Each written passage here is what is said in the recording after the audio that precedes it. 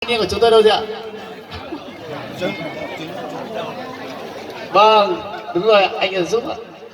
Anh vẫn giúp được không ạ? Vâng, chúng ta hôn lại nhá. Vâng, chúng ta cùng đếm được không ạ? 1, 2, 3, chúc mừng hạnh phúc gia đình nhá.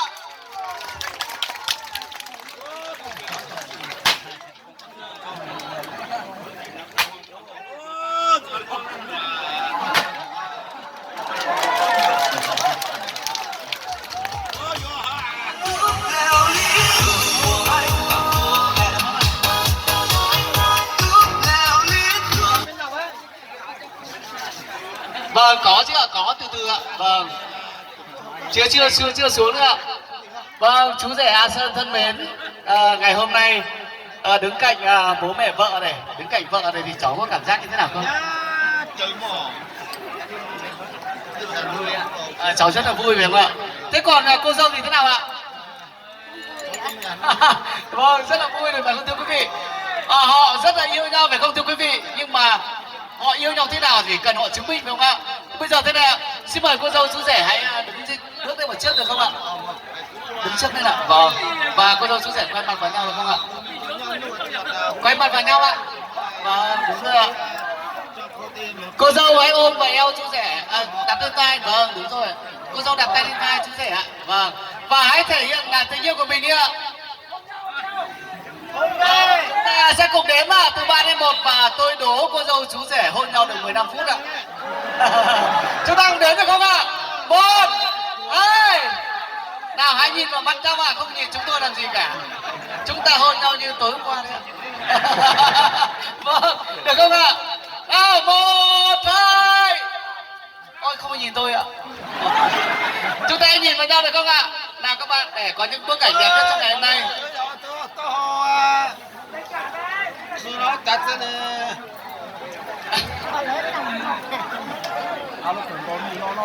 Được không ạ?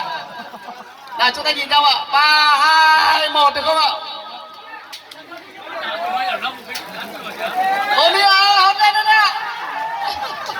Chúng ta vô tay thật lớn đi động viên thế nào.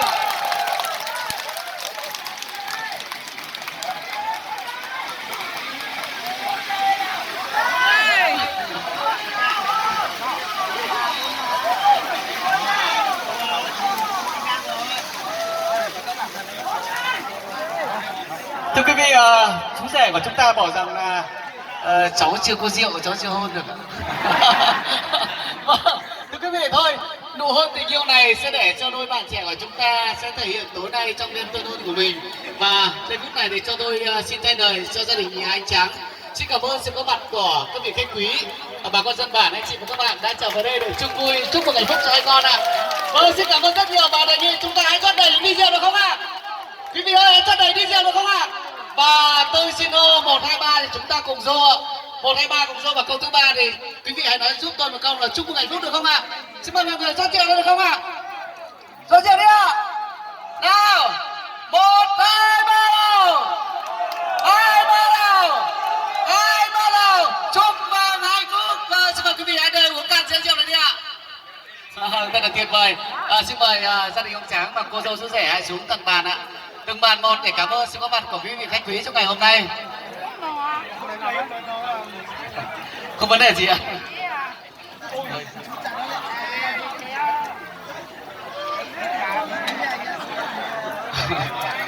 Thưa quý vị thân mến,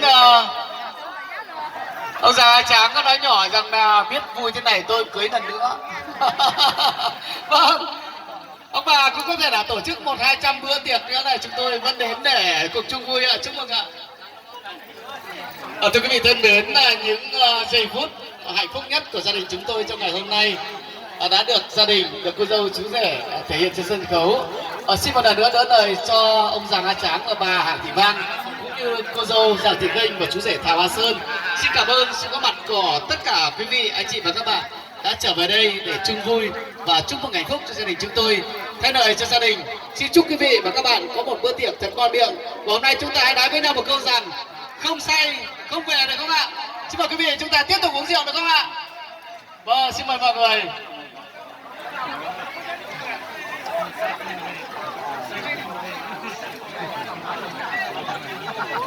say lại quên đường về.